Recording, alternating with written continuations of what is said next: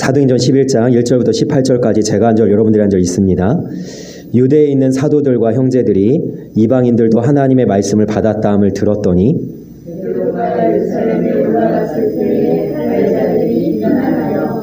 이르되 내가 무할레자의 집에 들어가 함께 먹었다 하니 이르되 내가 요빠시에서 기도할 때에 황홀한 중에 환상에 보니 큰 보자기 같은 그릇이 네기에 베어 하늘로부터 내려 내 앞에까지 드리워지거늘 이것을 주목하여 보니 땅에 네 발 가진 것과 그 짐승과 기는 것과 공 중에 나는 것들이 보이더라. 또 들으니 소리 있어 내게 이르되 베드로야 일어나 잡아먹으라 하거늘 내가 이르되 주님 그럴 수 없나이다. 속되거나 깨끗하지 아니한 것은 결코 내 입에 들어가는 일이 없나이다 하니 또 하늘로부터 두 번째 소리 있어 내게 이르되 하나님이 깨끗하게 하신 것을 내가 속되다고 하지 말라 하더라. 이런 일이 세 번 있은 후에 모든 것이 다시 하늘로 흘러 올라가더라. 마침 세 사람이 내가 유숙한 집 앞에 서 있으니 가이사랴에서 내게로 보낸 사람이라. 성령이 내게 일어나사 아무 의심 말고 함께 가라 하시매 이 여섯 형제도 나와 함께 가서 그 사람의 집에 들어가니 그가 우리에게 말하기를 천사가 내 집에 서서 말하되 내가 사람을 요빠에 보내어 베드로라는 시몬을 청하라.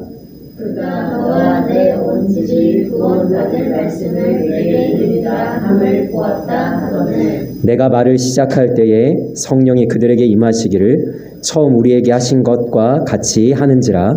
내가 주의 말씀에 요한은 물로 세례를 주셨으나 너희는 성령으로 세례를 받으리라 하시는 것이 생각하는가.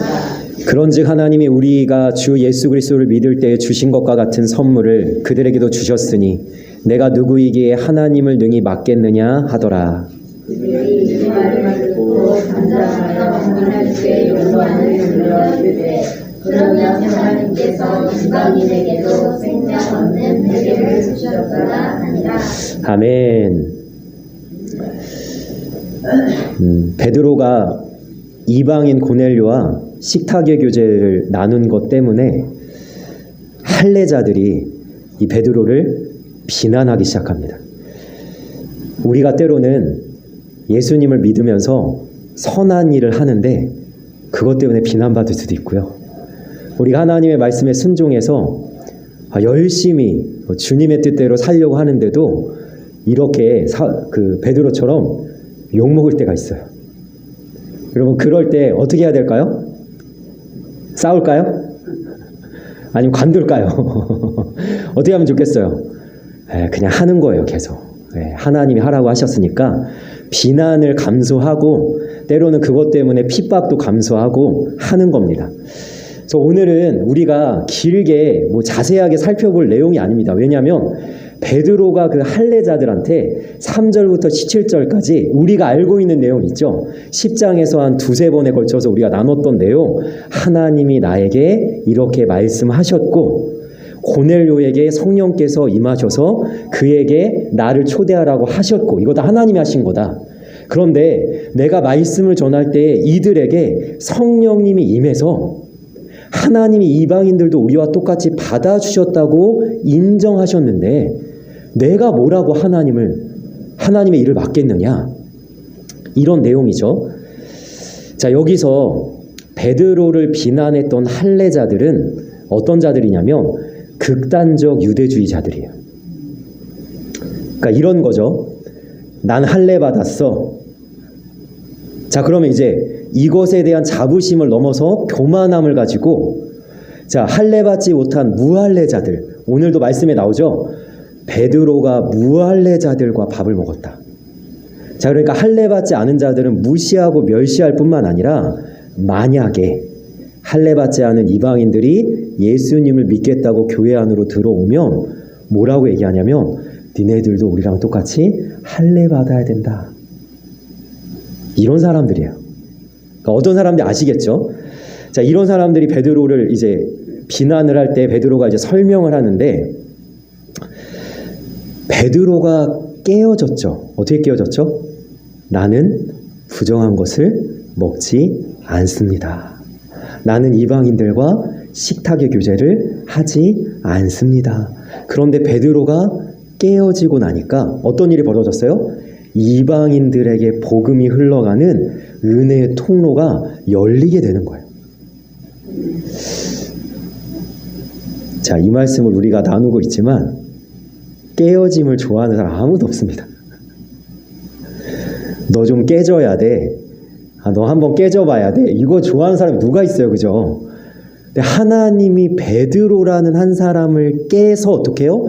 은혜가 흘러가게 하듯이 우리가 원하든 원하지 않든 때로는 하나님이 나를 깨서 하나님의 은혜를 흘려보내게 할 때가 있어요.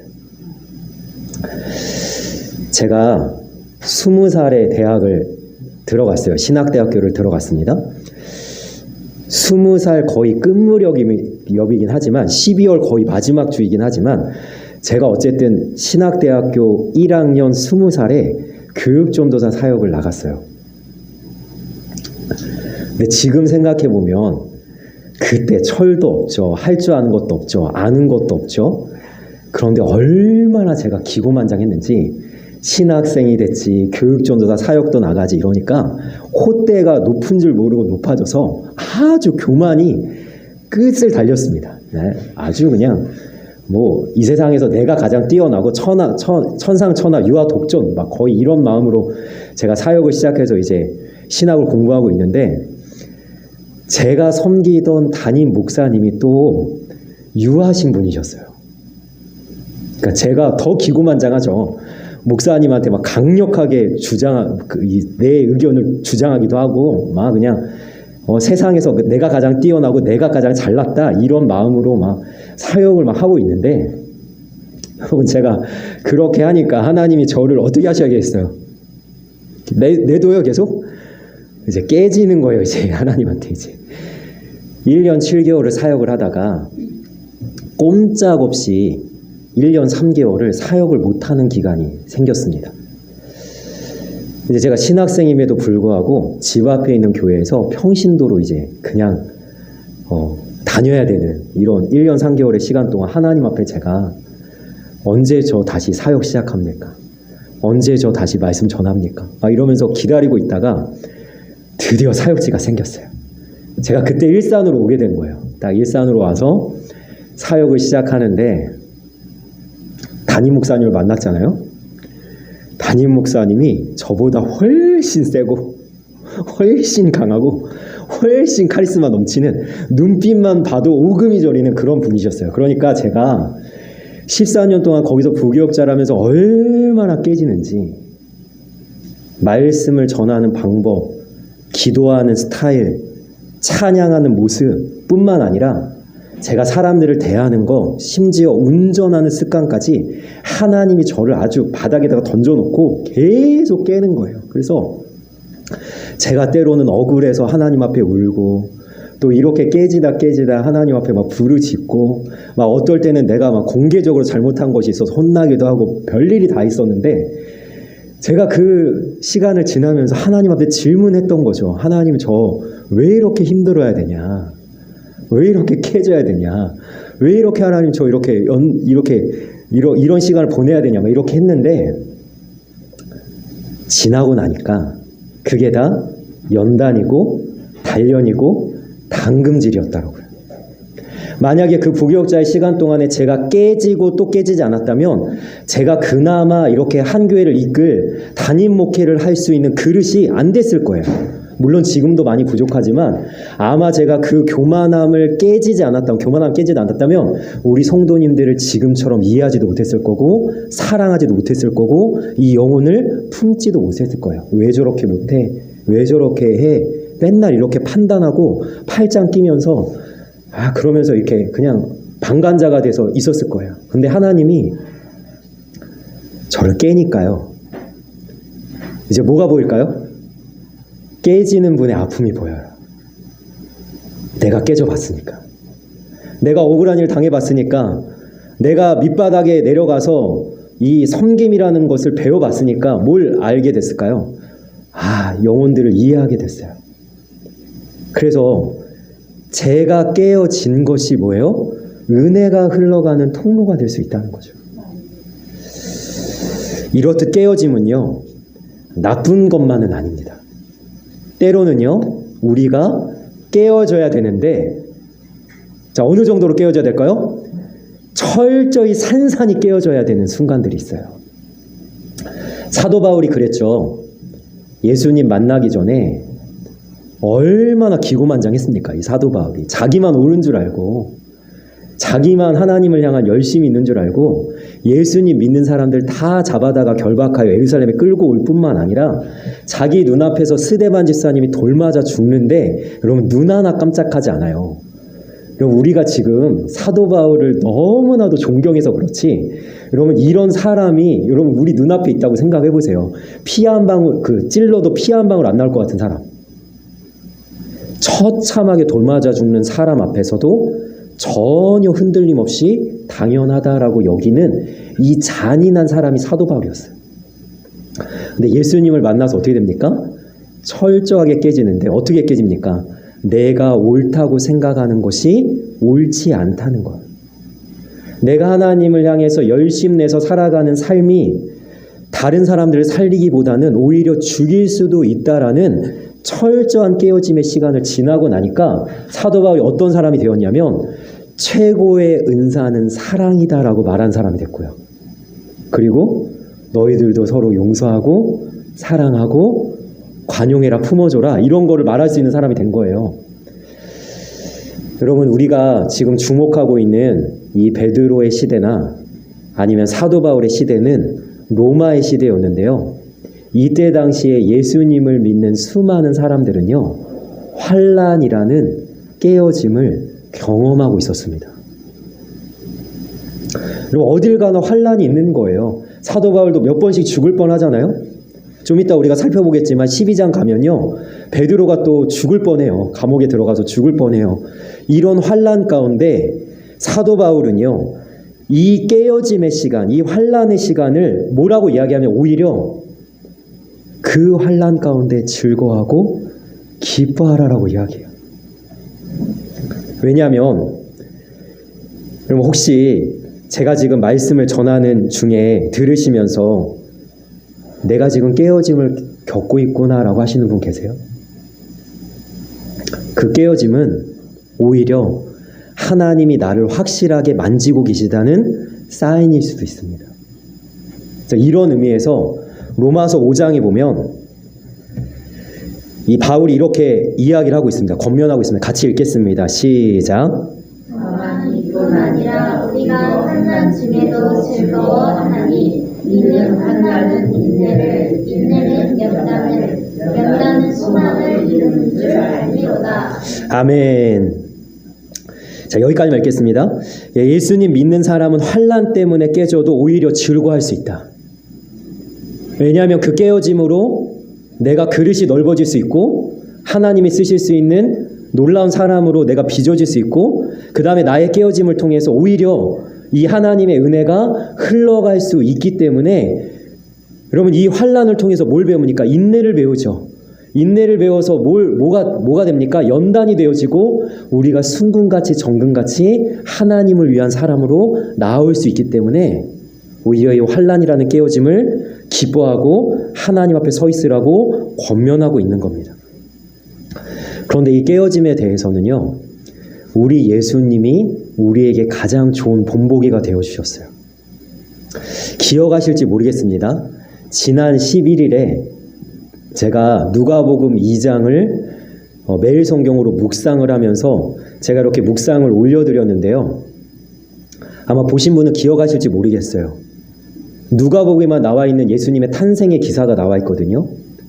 그 잠잘 곳이 없으므로 마구간에 가 있는데 어디서 태어나세요? 말구에 태어나시죠. 근데 제가 이 묵상을 제가 올려드리면서 뭐라고 했냐면 우리 요한복음 제가 말씀을 한번 나눴습니다. 한번 읽어볼까요? 요한복음 12장 24절 같이 읽겠습니다. 시작. 내가 진실로 진실로 너희에게 이르노니 한 알의 밀이 땅에 떨어져 죽지 아니하면 한 알 그대로 있고 죽으면 많은 열매를 맺느니라. 아멘. 여러분, 제가 이 말씀을 이렇게 표현했어요. 예수님께서 한 알의 밀로 땅에 떨어지셨습니다. 근데 우리는 뭐만 주목하냐면 한 알의 밀로 죽은 십자가만 우리가 주목을 하는데, 여러분, 그 앞에 예수님께서 어쩌면 십자가보다 더 처참한 떨어짐, 깨어짐을 경험한 건데, 그게 뭐냐면 땅에 떨어지셨다니까요. 어디서요? 하늘에서요. 하나님의 보좌 우편에서요. 하나님과 동등됨으로 여길 그 왕좌에서 예수님께서 어디로 떨어지셨어요? 사람의 모양으로 종의 형체를 가지고 떨어질 뿐만 아니라 이 땅에 떨어진 것도 처참한데 어디에 떨어졌습니까? 마구간의 말먹이통에, 가장 냄새가 나고 더러운 곳에 예수님이 떨어지신 거예요. 그런데 예수님이 이렇게 말씀하시는 거예요. 내가 산산이 깨어졌다는 거예요. 땅에 떨어져서. 여러분, 그렇게 깨어진 예수님께서 그 깨어짐을 지나 어디까지 가십니까? 십자가에서 모든 것이 다 찢기고 모든 물과 피를 다 쏟으시는 찢어짐과 깨어짐 끝에 우리에게 뭐라고 말씀하시는 거예요? 내가 너희들을 그렇게 생명을 주고 우리들을 구원하셨다 말씀하시는 거예요. 만약에 예수님께서 깨어지지 않으셨다면, 죽기까지 예수님 자신을 내어주지 않으셨다면 아무 일도 일어나지 않았겠지만, 예수님께서 자기 자신을 내던져 자신을 내어주심으로 말미암아 우리가 구원을 받고 생명을 얻어 주님의 은혜를 누리고 있는 줄 믿습니다. 아멘. 여러분, 베드로가 깨어져요. 그래서 이방인 고넬료의 집에 가잖아요. 그래서 그 베드로의 깨어짐을 통해서 고넬료와 함께 있던 사람들이 하나님의 은혜를 누리는데, 여러분, 이 베드로의 깨어짐은 베드로의 깨어짐으로 끝난 것이 아니라 조금 전까지 베드로를 이방인과 먹었다고 이렇게 비난하던 할례자들도 이제는 이 말씀 끝에 보면 깨어져서 정말 이방인을 향한 복음의 문이 활짝 열리는 일이 일어나게 됩니다. 근데 여러분, 우리가 때때로 하나님 앞에서 깨어지고 또 그 깨어짐으로 우리가 은혜를 흘려보내는 통로가 되기도 하지만, 여러분, 우리가 언제 깨어지나요? 오늘 말씀을 한번 보도록 하겠습니다. 16절 말씀 다 같이 읽겠습니다. 시작. 내가 주의 말씀에 요한은 물로 세례를 베풀었으나 너희는 성령으로 세례를 받으리라 하신 것이 생각나노라. 아멘. 우리가 언제 깨어지냐면요, 말씀이 생각날 때 깨어집니다. 베드로가 고넬료와 그 함께 있던 사람들에게 말씀을 전할 때 성령이 임하잖아요. 근데 성령이 임하는 순간 베드로에게 떠오르는 말씀이 있었어요. 그게 뭐였냐면 세례 요한이 했던 말씀이었습니다. 뭐라고 얘기했죠? 나는 물로 세례를 베풀거니와 내 뒤에 오시는 이 누구시죠? 주 예수 그리스도는 성령으로 세례를 베푸실 거다라는 말씀이 떠올라서, 여러분, 나를 성령을 부어주셔서 받아주신 하나님이 지금 누굴 받아주셨어요? 이방인인 고넬료와 그 함께 있는 자들을 받으셨음을 깨닫고 나니까, 말씀이 생각나고 나니까 베드로가 철저히 깨어지는 거예요. 여러분, 우리가 언제 깨어지냐? 하나님의 살아있는 말씀이 들려질 때 깨어지는 거예요. 우리가 말씀을 굳게 붙잡을 때 깨어지는 거예요. 이렇게 말씀이 선포돼서 내 심령을 뒤흔들고 나의 마음을 뒤흔들고 나의 삶을, 여러분, 지진이 일어나게 할 때 내가 결국에는 깨어지는 겁니다. 여러분, 말씀으로 깨어짐을 경험하는 우리의 모습이 있길 원합니다. 여러분, 말씀이 우리의 마음판에 새겨져서 이 말씀으로 인해서 나의 가치관과 나의 심령과 나의 사상과 나의 어떤 기준 같은 것들이 다 하나님의 그 말씀의 기준에 맞추어지는, 깨어지는 은혜가 우리의 삶에 넘쳐나기를 주님의 이름으로 간절히 소망합니다. 아멘. 여러분, 말씀으로 깨어지는 한 사람이 있었죠. 그래서 많은 사람들을 살려주었던 일이 있었습니다. 그게 언제였냐면 에스더의 사건이에요. 에스더가 그 페르시아라는 엄청난 제국의 왕이 있었죠. 아하수에로 왕의 왕비가 됩니다. 갑자기 어느 날. 그러니까 이 에스더는요, 왕궁에서 왕후가 되어서 너무나 편안하게 살아가고 있을 때 어느 날 이 에스더가 아버지처럼 여기는 모르드게와 그 다음에 그 모르드게가 속해 있던 유대인들 전부가 원수 하만에 의해서 한날, 그 불임절이라고 하죠. 제비 뽑은 날 불임절이라고 하죠. 그날 다 진멸당할 위기에 놓이게 돼요. 그래서 모르드게는 자기의 옷을 찢고 굵은 베옷을 입고 죄를 뒤집어 쓰고 성중에 나가서 대성통곡을 하고 있습니다. 자, 에스더가 이제 모르드게를 아버지처럼 여기니까 왕궁 밖에서 모르드게가 그렇게 울고 있는 것을 알고 나서 사람을 보내요. 무슨 일이냐? 그러니까 모르드게가 이제 왕후인 에스더에게 말을 하죠. 뭐라고 얘기합니까? 왕에게 나가서 우리 민족을 살려달라고 부탁을 해라. 자, 에스더가 이때까지는 안 깨집니다. 뭐라고 얘기하냐면 이렇게 얘기해요. 왕의 신하들과 왕의 각 지방 백성이 다 알거니와 남녀를 막론하고 부름을 받지 아니하고 안뜰에 들어가서 왕에게 나가면 오직 죽이는 법이요. 왕이 그자에게 금규를 내밀어야 살 것이라. 자신이 죽을지도 모른다는 두려움 때문에 선뜻 나설 수가 없는 거예요. 자기가 왕의 아내임에도 불구하고 나설 수가 없어요. 그래서 그렇게 벌벌 떨고 두려워하고 있던 그 에스더를 향해서 모르드게가 강력하게 이야기합니다. 뭐라고 얘기합니까? 네가 지금 나서지 않으면 유대인들은 반드시 구원될 건데 다른 방법으로 구원될 거고 너와 내 아버지 지금 망할 거다. 이 말씀에 에스더가 깨어지는 거예요. 자, 말씀 한번 읽어볼까요?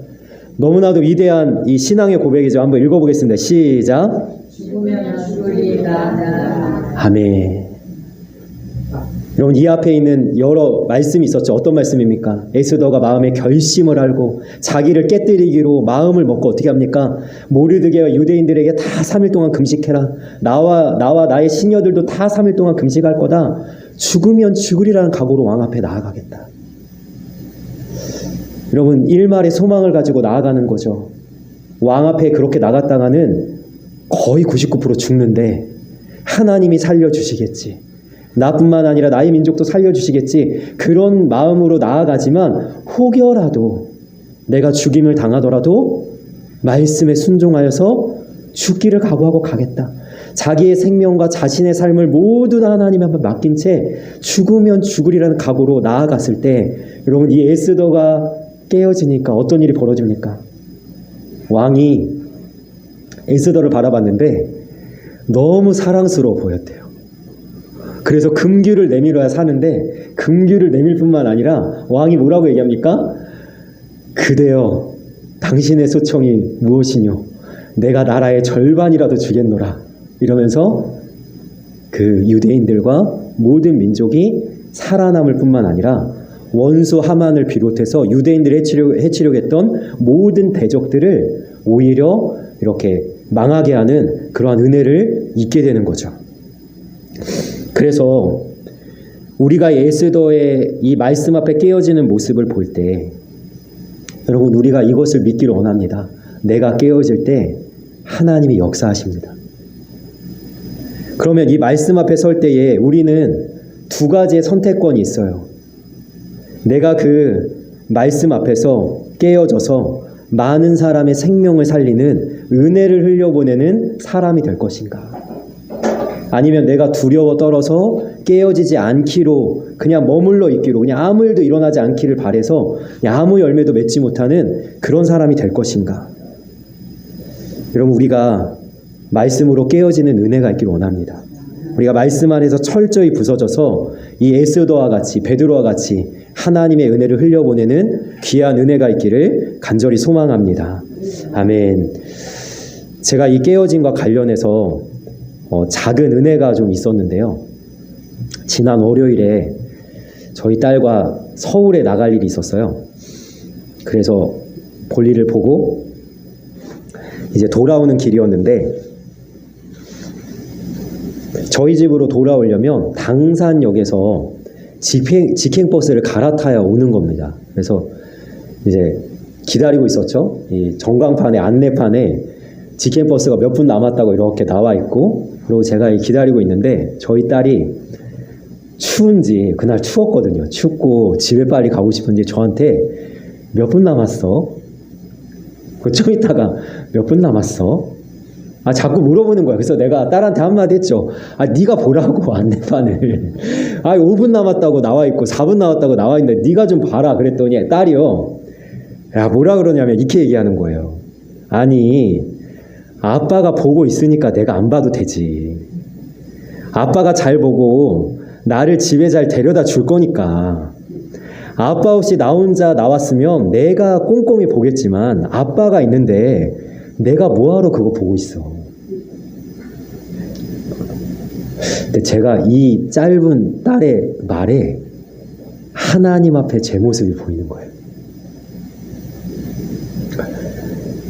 우리는요, 하나님을 이만큼 전적으로 신뢰하지 않아요. 우리가 뭐라고 하죠, 하나님한테?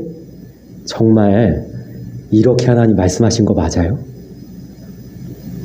못 믿겠어. 그리고 우리가 막 하나님이 명령하신 길을 가다가도 뭐라 그래요? 정말 하나님 내가 이 길 가는 거 맞아요? 왜 그렇게 물어본지 아세요? 힘들거든요. 막 길이 열려가지고 꼴길만 걸을 줄 알았더니 말씀에 순종했더니 고난이 찾아오고, 내가 하나님이 명령하신 길로 갔더니 여러분 가시밭길이 찾아올 때, 여러분 그럴 때 우리가 하나님한테 묻는 거예요. 하나님 정말 이거 타는 거 맞아요? 5분 기다리면 오는 거 맞아요? 심지어는 우리가 하나님 얼마나 못 믿냐? 하나님의 눈을 가립니다. 나는 그 버스 안 탈 거예요. 나는 내가 원하는 대로 갈 거예요. 나는 내 마음대로 한번 살아볼 거예요. 라고 하면서 하나님 잠깐만 터치하지 마세요. 관여하지 마세요. 그런데 이 육신의 아버지를 믿는 이 딸의 믿음은 뭐예요? 아버지가 하라는 대로만 하면 아버지 집에 간다는 거예요. 아버지가 가라는 대로 가는 대로만 따라가면 아버지 집에 반드시 간다는 거예요. 여러분, 우리가 이러한 믿음이 있어야 되지 않겠어요? 내가 만약에 불신과 의심이 있다면 뭘 믿어야 될까요? 하나님만 따라가면 그 아버지 집에 나는 반드시 도착하겠구나. 주님과 함께 가면 반드시 그 아버지 집 천국에 나는 도달하겠구나. 여러분, 심지어 예수님이 뭐라고 말씀하십니까? 요한복음 14장 6절에 내가 곧 길이요. 뭐라고 얘기하셨어요? 내가 곧 길이요. 여러분, 예수님이 안내자가 되세요.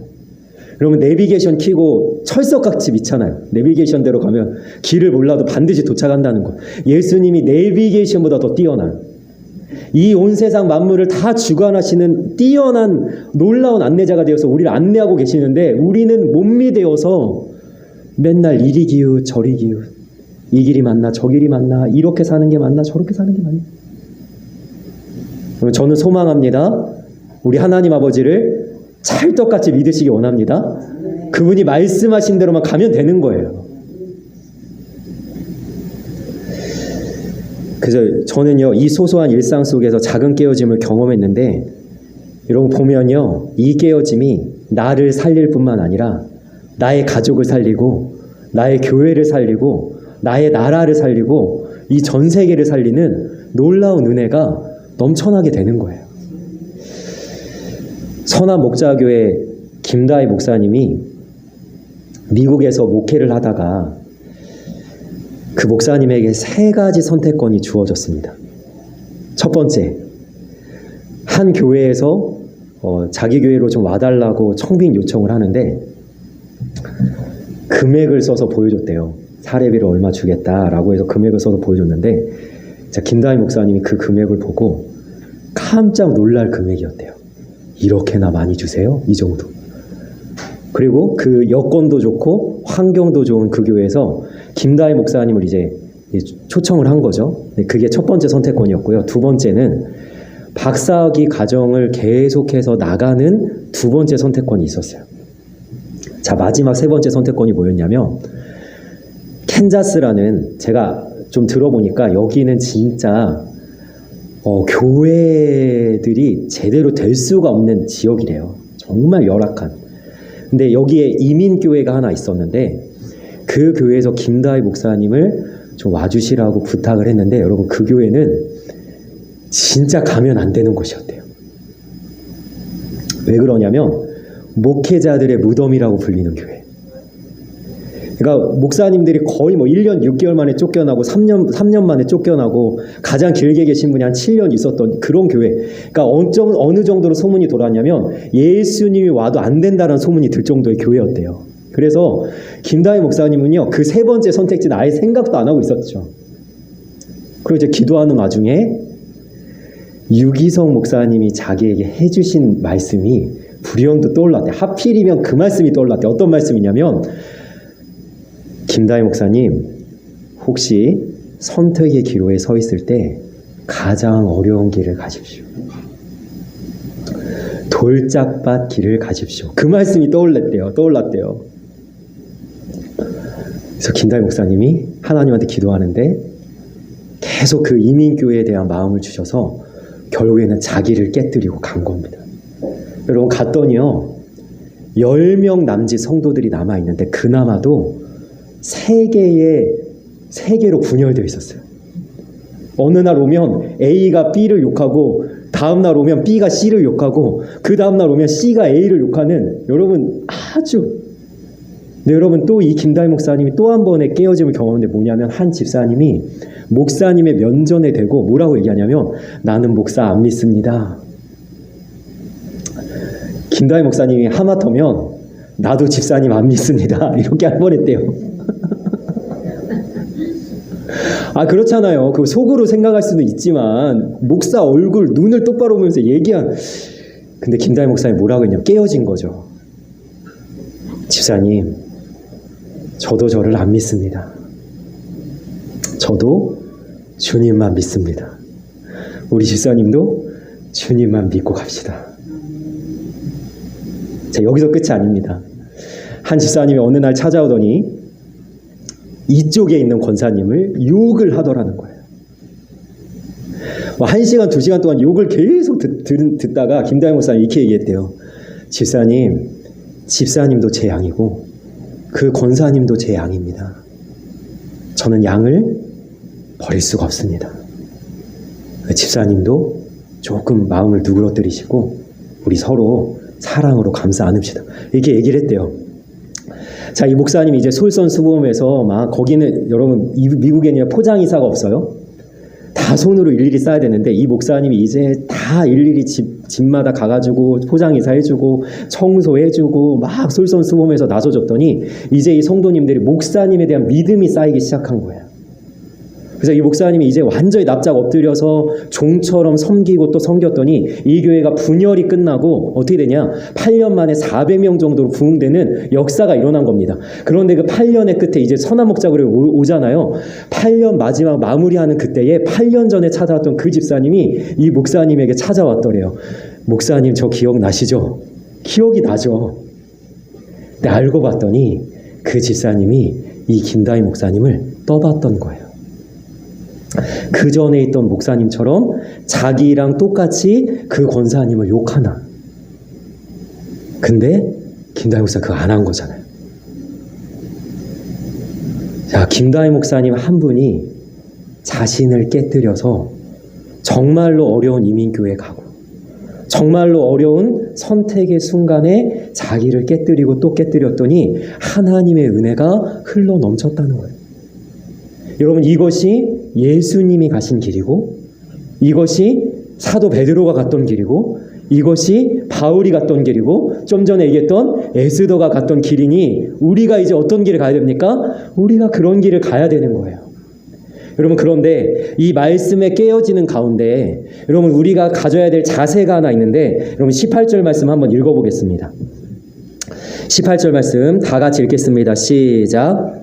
그들이 말을 듣고 잠잠하여 하나님께 영광을 돌려 이르되, 그러면 하나님께서 이방인에게도 생명 얻는 세례를 주셨도다 하니라.